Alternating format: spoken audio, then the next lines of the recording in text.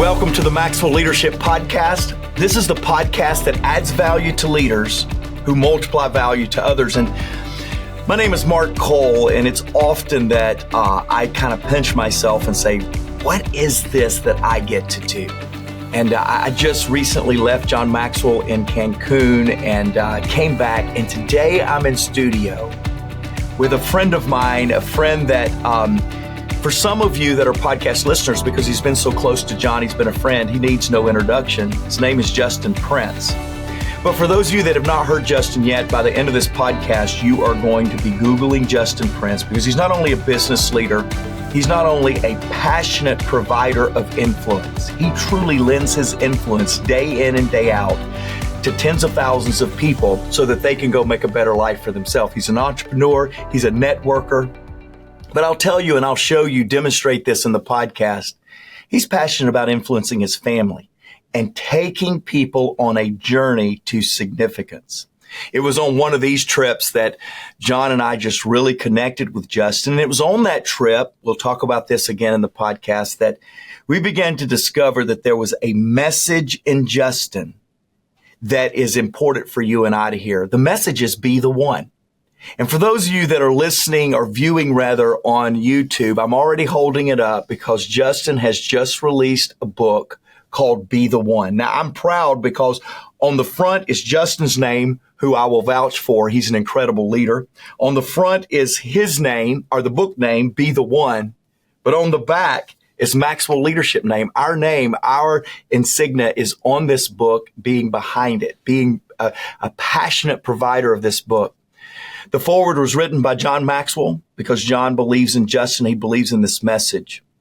Now, if you would like today to follow along with us, we're going to have a bonus resource for you. And you can click on the button and go to our podcast show notes, and you'll be able to download that bonus resource. Also, if you would like to view on YouTube and watch Justin and I interact, you can go to maxwellpodcast.com/be the one. Again, go to maxwellpodcast.com/be the one. You'll be able to download the bonus resource button. Also join us on YouTube. Justin, I am so glad that you're with us today. Mark, I was telling you, as we were kind of starting this, I was like, this is a little surreal for me. It's surreal when I saw John's name on my book. That was surreal, as doing the foreword with the impact he's made in my life. And then I just have a deep love for you, you have such a passion for life, a passion for people, a passion for leaders, a passion for service. And you have a vibrancy about you that I've always admired. And so to have this time with you is really cool for me. So just selfishly, I'm super, super honored and grateful. I'm confident that we'll be able to serve and add value and to all the people that listen, but just I want you to know how much I appreciate it.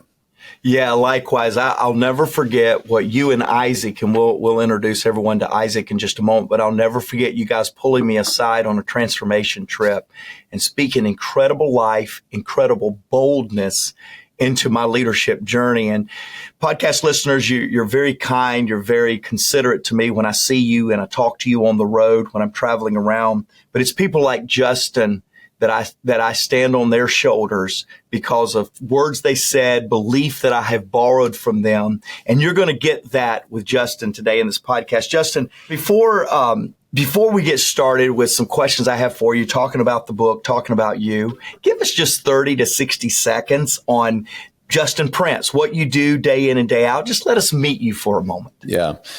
Well, I think my backstory leads into why the book means this idea of be the one is so important. So I came from a divorced family at age 12. I was the oldest at home with my mom. We moved 13 times in the teenage years from 13 to 19. I have no professional background. I was making pizzas, doing construction work. I worked at a mall kiosk selling animated Bible videos out of a mall kiosk. I have no college education. Started my entrepreneurial journey, got enough courage to start a business at 25, just went for it and the business failed, left me below zero financially, back on credit cards, back on taxes. At one point, I moved my pregnant wife and my now 2 babies in the loft above my wife's parents' garage. They slept in the closet. My wife and I slept in this little room. And, you kind of wonder, is it possible for me? Is this going to work for me? And I got enough courage to start a second business. I had 2 part-time jobs at the time and just kind of grinded. And ultimately, you started to kind of figure it out a little bit. And since that time, gone on to build, 5 different multimillion-dollar businesses. My current business over the last 10 years, we've done over $2.5 billion in revenue. Wow. We've built a global community of leaders literally all over the world. We've paid out over $1 billion in commissions to folks that are out there, sharing our message and our products. And so we built this incredible business, and I've had a chance now to share that story in 30 plus countries around the world. I've had a chance to work with people who are once mentors of mine. I used to listen to 21 Irrefutable Laws of Leadership. And then I remember meeting John and now, considering, having him write the foreword for your book, or considering him a friend, considering you a friend. And I now get to write my name on this proverbial list of people that get to remind your listeners that your dreams and your goals, that it's possible.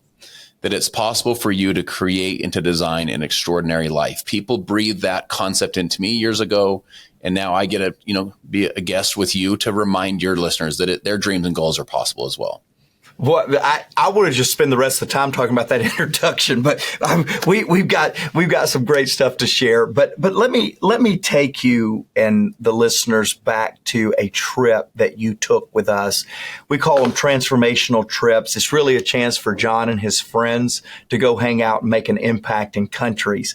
And you were on this trip, and I've heard you tell this part of your story, but I want you to tell our listeners, on this trip, John gave you 4 words that changed your life. Tell us what those words were and kind of the significance of those words. Yeah, it really was. And it's interesting because it's really one thing, but 4 simple words. And we were in Costa Rica, and on this trip, one of the things that you and John wisely have done, is they teach, they go into the country through the centers of influence. So for example, sports, healthcare, government, business, faith. So they start kind of leadership at the top and then they work down. And for example, one of the stops was at the U.S. Embassy. I'm sitting there thinking to myself, I'm like, it's me, John Maxwell, the U.S. ambassador. I'm like, what is happening with my life right now?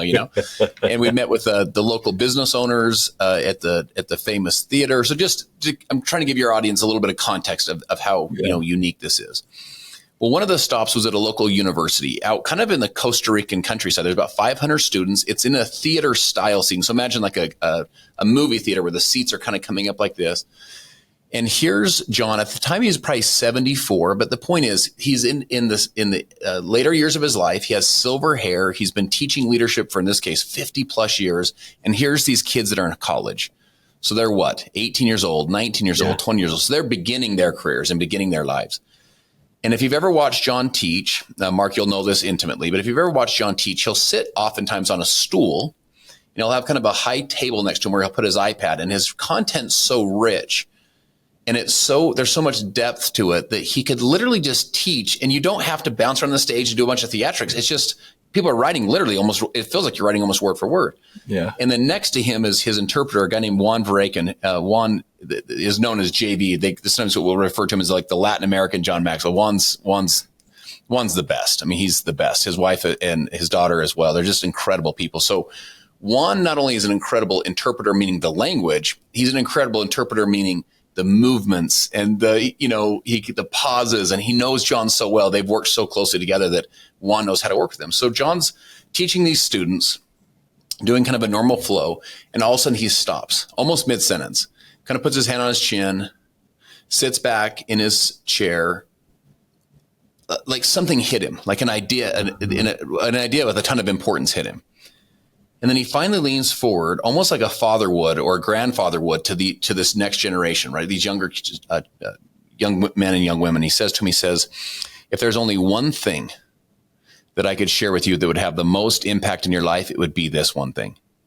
And he kind of sits back in his chair. So all of myself included, everyone kind of grabs their notes and leans forward and grabs their pen going, what's the one thing? Here's the world's foremost authority on leadership. Only one thing? What's the one thing?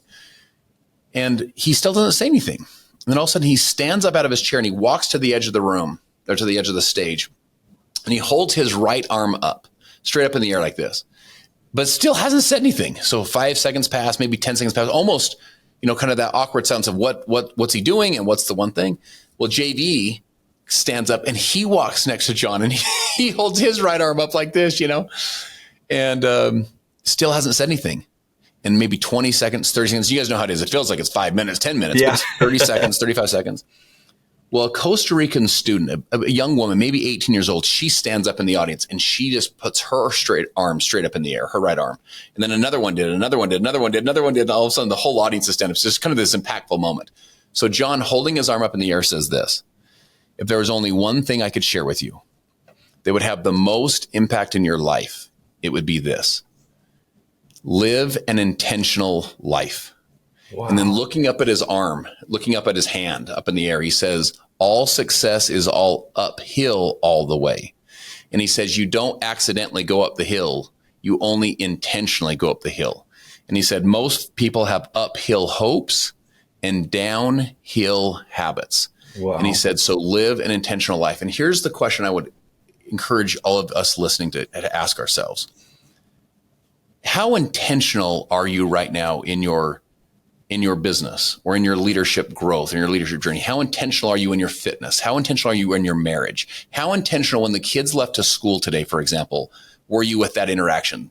Was it just kind of a, all right, hey, you're late, grab your lunch? Or did you bring him in, give him a 10-second hug and say, I love you, like with intention, right? The sun has the general power to heat the earth. The sun has the general power to give light to the whole earth. I think most of us are generally, focused, generally intentional. But if you'll magnify the rays of the sun through a magnifying glass, the general power, when it's magnified, can burn a hole through steel. And what I share with people is this: focus magnifies effort. And what do you want to get focused on? You want to get focused on living an intentional life. Most of us, you guys know how life is. We almost live like in a world of reaction to the distractions versus a world of intentional creation. And when John said that, I just thought, you know what?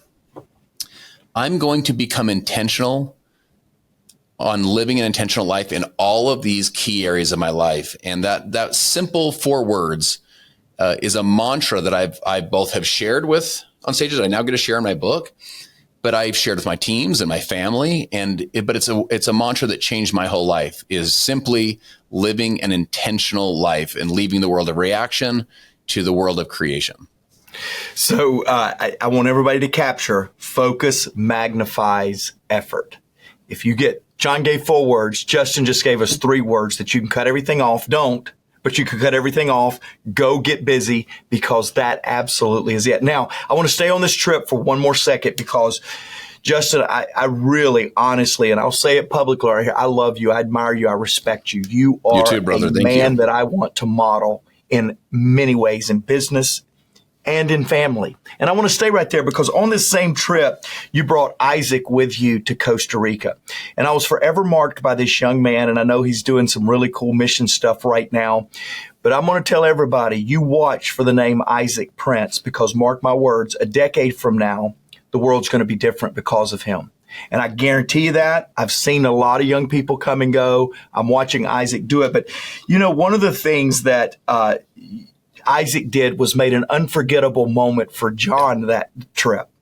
And we're talking, was he 16 at the time? 16, that's right. 16. We're talking about a 16-year-old young man sitting in rooms like Justin just described, having an unforgettable moment. But he made an unforgettable moment for John. Take a couple of minutes right here and tell us about that part of the story. Well, first of all, I appreciate the sweet words you said about him. We all love our children, and I love my son, but I'll also tell you this: I think he's a really special kid. He's got an old soul. He's a really wise kid, and he's a very special person.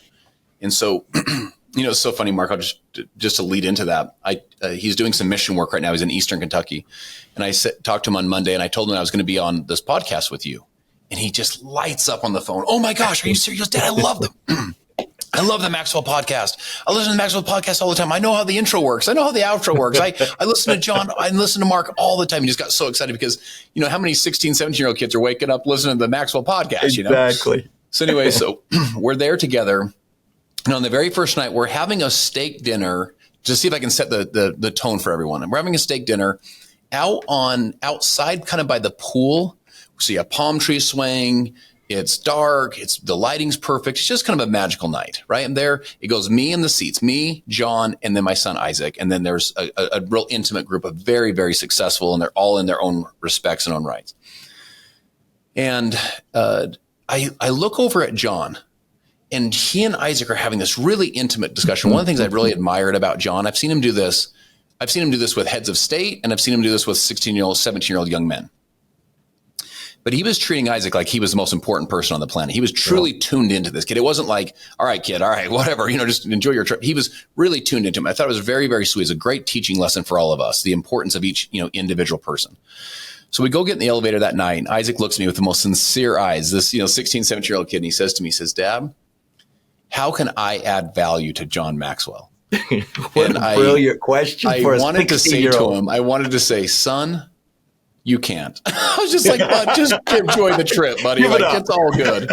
Like he's, you're a high school kid. He's John Maxwell. You're fine. Just enjoy the trip. But he was so sincere and his eyes were so genuine that I knew I needed to give a more thoughtful answer. So we got back to our room and we just sat there and thought. And I said, how about we do this? I said, what if you did this? What if you wrote him a note? Like that maybe you pick up a note like on the hotel table in your room and maybe just write him a little note. That'd be sweet because very few people write handwritten notes. So we kind of thought about that over the night. The rest of the trip, as we're traveling around, I would see him pull away when we were all together. He'd pull away and I could see him writing, and he had his phone out and so on. I could see him writing. Well, long story short, on the very last night, we're in the green room. John's about to go speak to about 6,000 people in the room next to us. So this big kind of convention center. And we're in the green room. And right before this happens, right before we kind of have the closing remarks, Isaac doesn't give John a note. He gives him a letter. He wrote him like a 8x11, letter. And the reason he had his phone out is he wanted to make sure he got all the spelling right of the words. So he really tried to pour into it the best he could.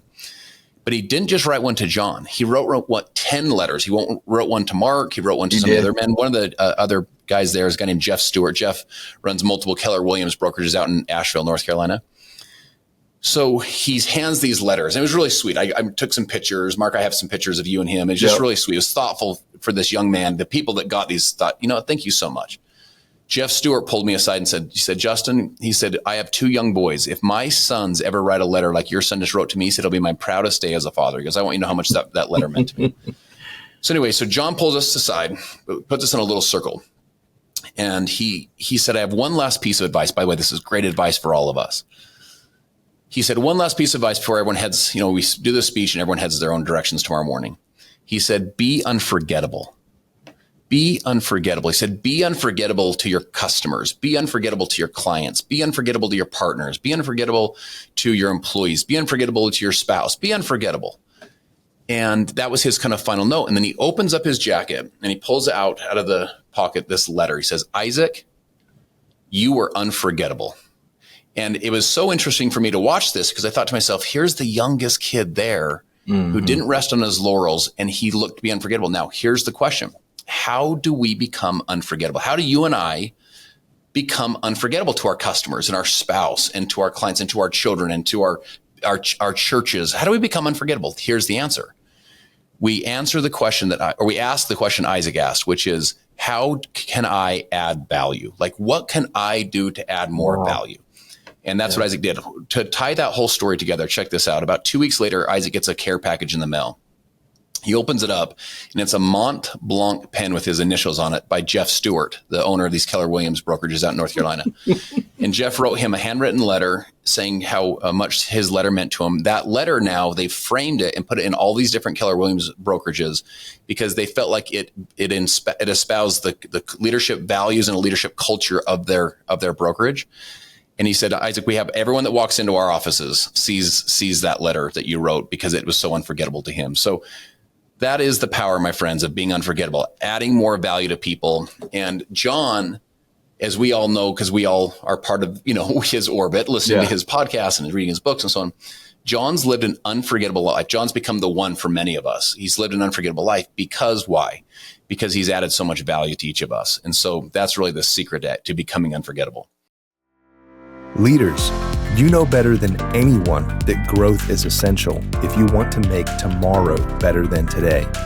But fitting growth into your calendar takes intentionality and self-discipline. So, let Maxwell Leadership help make your growth achievable. You're invited to join thousands of worldwide leaders in using the Maxwell Leadership Growth Plan.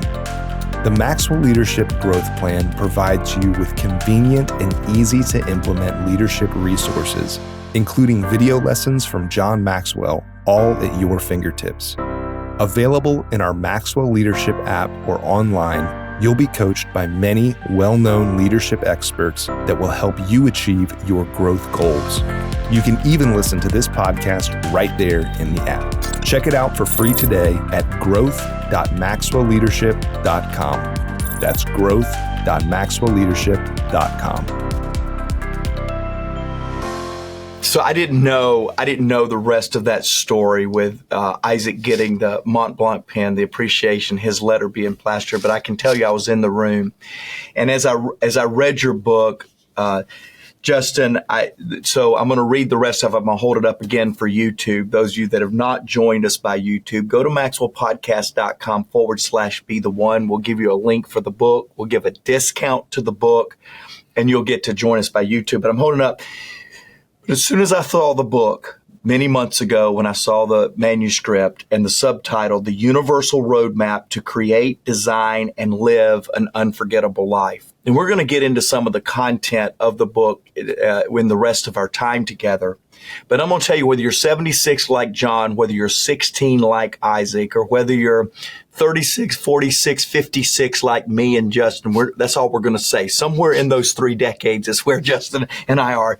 You can absolutely make a difference like John Maxwell and like Isaac Prince.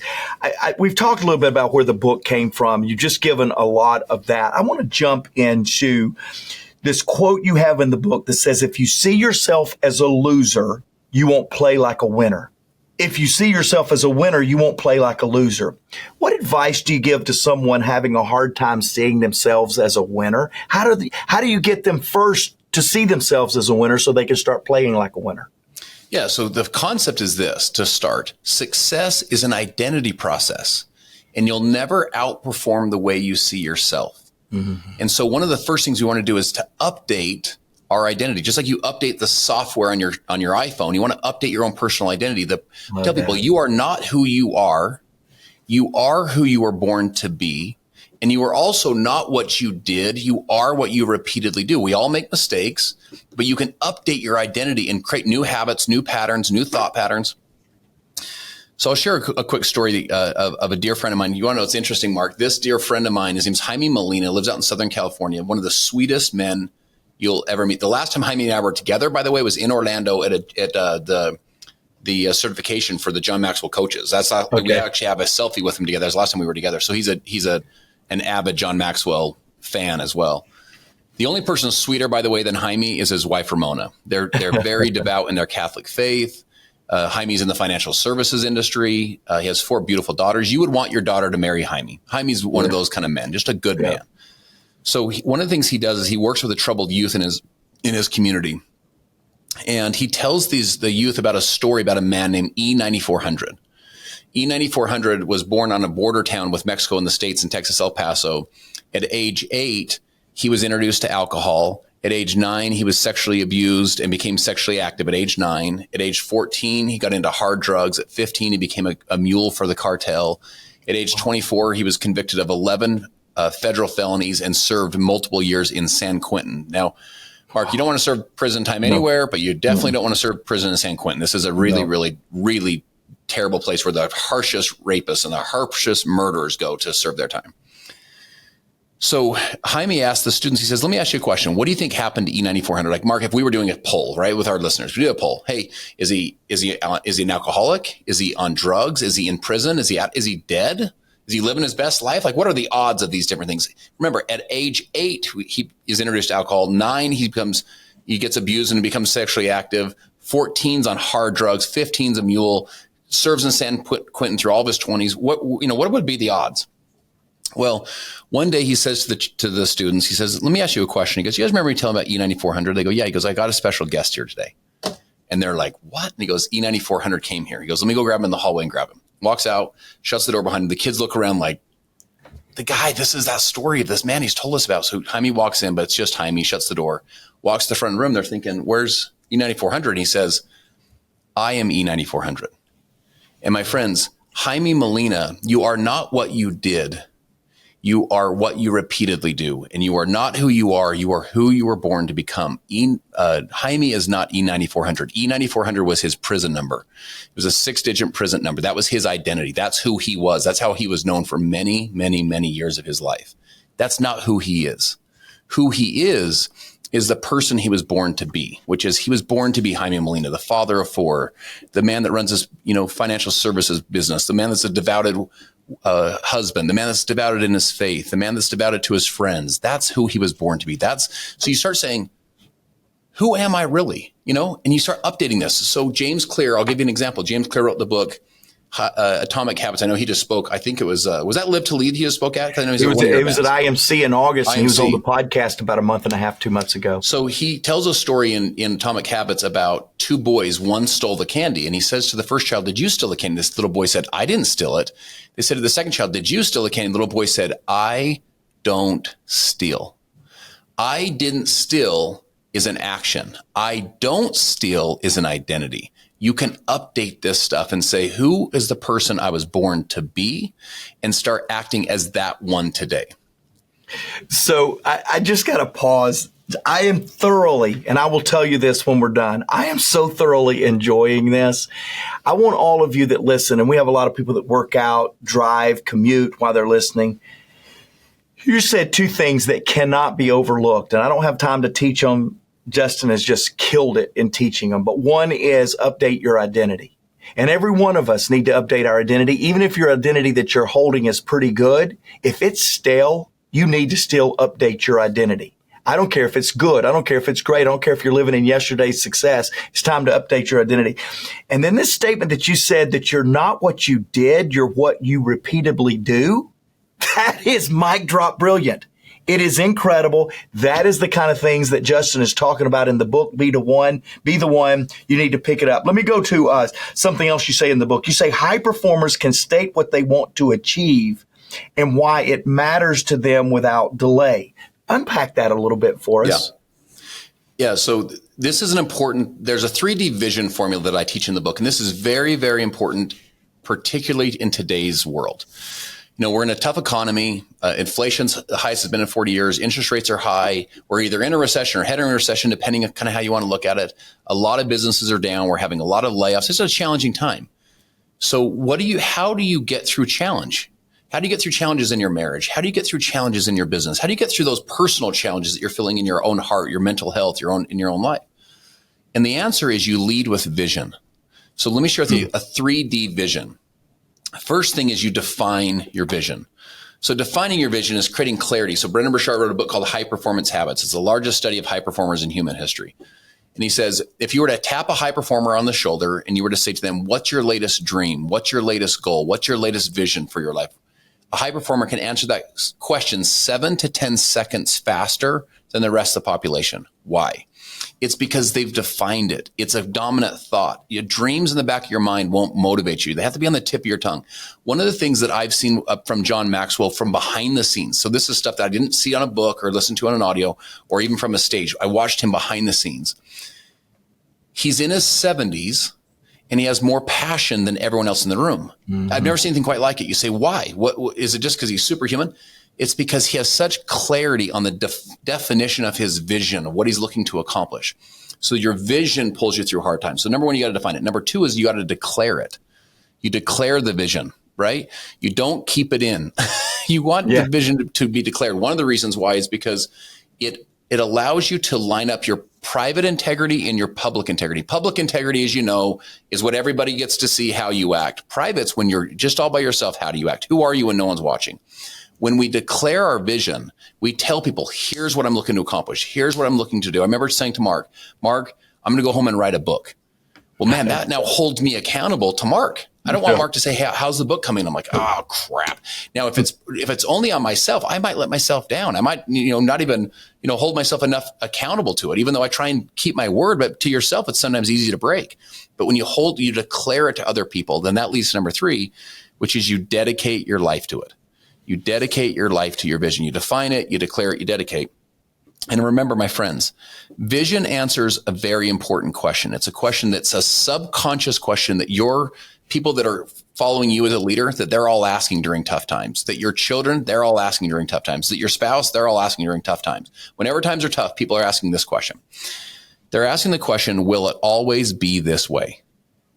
If the answer is it will always be this way, then people make very different decisions moving forward than, no, it will not always be this way. Things are going to change. The sun's coming up in the east. There's hope. The vision provides hope. The vision provides a destination that it's not always going to be what we're going through right now. In other words, people can get through really, really challenging times if there's what? If there's vision. That's why there's an old Bible verse that says where there is no vision, the people perish. And one of the reasons that's so true is if it's always going to be this way, no one wants to keep pushing. But man, if it's not always going to be this way, if there's some hope, there's some vision, there's some life ahead of us, then we're willing to move through it. So the way you get there is you define it, you declare it to people, and then you dedicate your life to it. Brilliant, brilliant. I've got to get into one more segment of content before we run out of time, because you talk about the 3 C's to success. And I can give you the 3 C's because it was profound to me. It was very helpful. But I'm going to let you give the 3 C's. Talk a little bit about that. Unpack it for us. Yeah, it's one of my favorite things. So the first C is confidence. So it's a success loop. They loop together like this. You can spin these. They loop. And you'll notice you can create momentum with these. It's a success loop, the 3C success loop. So the first one is confidence. The foundation of your success is believing in yourself. It's hard to get everyone else to believe in you if you won't even believe in you. It's hard to get everyone else to see what you see if you won't even see success in you. So you want to say to yourself, I've been through some hard things. I've overcome some challenges. Like, I have some confidence in myself. When my spouse looks across me at the room and says, with her eyes, I love you. Thanks for providing a great life for me. I appreciate you. There's reasons you should have confidence. That should give you confidence. When your children tell you, hey, mom, hey, dad, I love you. When the teams that you build and that you lead, these organizations that you lead, when they say, hey, thank you so much for the great work you do, the value you provide, that should reinforce the confidence that you should have in yourself. So the foundation of your success is believing in yourself. Number 2 is commitment. Where there is no confidence, there is no commitment. Think about it this way. How committed are we to things we have no confidence in? So it's like, I know my confidence level is a 0% we're going to win. Well, I'm not that committed to this. And my friends, there's no lukewarm winners. You're either in or you're out. And if you're going to be in, be all in. If you're going to be out, be all out. Zig Ziglar once said, most people have the commitment level of a kamikaze pilot on their 47th mission. I mean, the point is they're just kind of in, then out, then in. Build the confidence. I'm going to go for it. I believe in myself. And then get fully committed. Go all in. And then the commitment leads to competence. So what is competence? Competence is our skill sets. Competence is improving, growing. One of the reasons I love John and one of the reasons I love you listening to John, because you and I are kindred souls, our commitment to want to grow. Yeah. And what growing is we're building skills above our talent. Your talent's your floor, your skills are your ceiling. And I use the example in the book about Michael Jordan. So my brother and I was doing a personal development event in Orlando. This is last year. It's in September. My brother calls me. He says, are you still in Florida? I said, yeah, I was in Miami. I was in Miami, not Orlando. I'm sorry. I was in Miami. And he says to me, come over to Tampa for the Florida, to Gainesville, the Florida Gators, the Swamp. Yeah. And he said, I'll meet you there because my beloved University of Utah Utes were playing there. So we go to the game. My assistant buys us tickets. And she gets us literally front row, 50-yard line on the Gator side, right on the Florida side. So they call it the Swamp, and this place is an iconic, place. So one of the things that hit me though, as I'm there enjoying the game, is the Florida team, and I'm talking trainers, coaches, players. They all have the Jumpman logo, the Michael Jordan Jumpman logo. So on their shoulder pads, on their pants, on their towels, on their shoes. And their shoes are cleats. And I just thought to myself, how interesting is this? Jordan played basketball, not football. Jordan was known for his professional prowess, not college prowess necessarily. Jordan played 30 years ago. Here's all these kids, and it's cool to wear the Jumpman logo. And I thought, why? It's because Jordan is the GOAT. What made him the GOAT, the greatest of all time? That he built skill above the talent. He was very talented. He could jump. He was quick. He could run, the whole thing. But he didn't rely on talent. He built the skills. He's one of the most fundamentally sound players ever. He was all defense and all offense. He built all these new skills above the talent. As leaders, we have to do the same thing. It's one of the reasons I loved what John teaches. John provides, John Maxwell coaching and so on. Why? Because it builds new skills. So we don't just have to rely on our baseline talent. Now, what happens when our competency increases? Well, man, the more competent we become, the more confident we become. The more confident we become, more committed we become. More committed we become, more competent, and we just starts to spin the loop. So let me ask one last question before I'll throw it back to you, Mark, on this one. What do you do if today you're not feeling a lot of confidence? Like, you're like, hey, that all makes sense to me, but I'm having a hard time believing in myself right now. Okay. It's still a C word. I'll give you kind of a bonus C word, and it's courage. My friends, lean into your courage. Your courage precedes confidence. Courage is taking the step when you don't have a lot of confidence, you know what to do.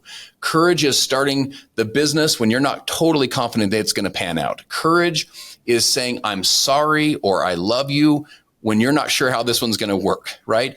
That's courage. Your courage precedes the confidence. You lean into courage, and that will build to where you can get into the success loop of my confidence builds my commitment, which leads to my competence, which leads to more confidence, and you start to spin it.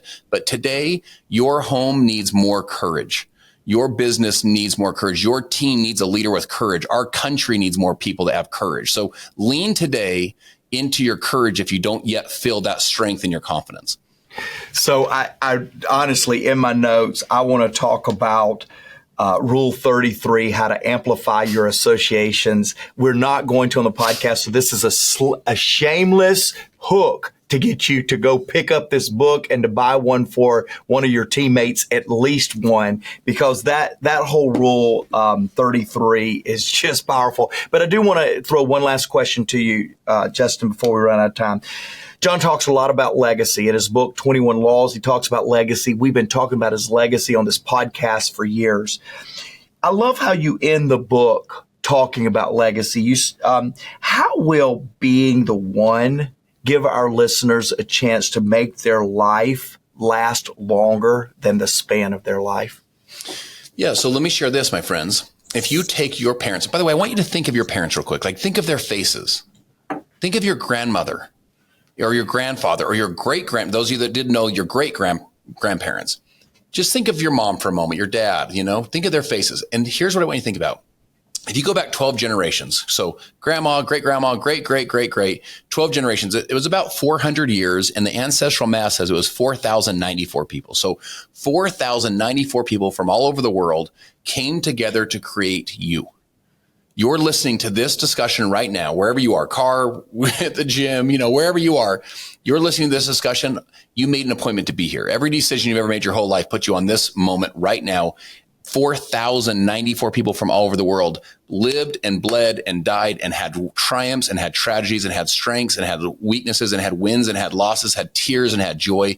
For you to have this moment, your life has value and purpose and meaning. Your life matters. You are the one that they did all this for. Now, here's the second part, though. The book is not meant just to inspire you. The book says, how do you be that person today? How do you be the one you were born to be today, starting it today? And so it's a tactical roadmap. It's like step by step by step roadmap to create and to design and to live an unforgettable life, to where when future generations of kids that are maybe even yet unborn, when they look up into that family lineage, they say, it was him. It was her. She's the one. She's the one. The abuse stopped with her. The addiction, It stopped with him. The financial principles that set our family completely free through these lines, it was my great-great-grandpa, it was my great-great-great-grandma, and they're telling your story. Your life matters. Your life is unforgettable to them. And I tell the story, as Mark, in the book, of my fifth great-grandpa, and the legacy and the heritage, and I know his story, and I know his wife's story, and I've pulled strength and meaning from that story, and I've pulled inspiration from that. I've made life decisions based on the faith and the courage and the resilience that he had. And we can be that one that makes a generational reverberation impact down through future generations of children yet unborn. And we do that by today recognizing you're the one, the identity of who I really am, and two, by being that person today. Listeners, I can't recall a time to where I've just sit here and longed that a podcast didn't have to end. And I mean that, Justin, and I will reiterate that in just a moment when to say a quick goodbye.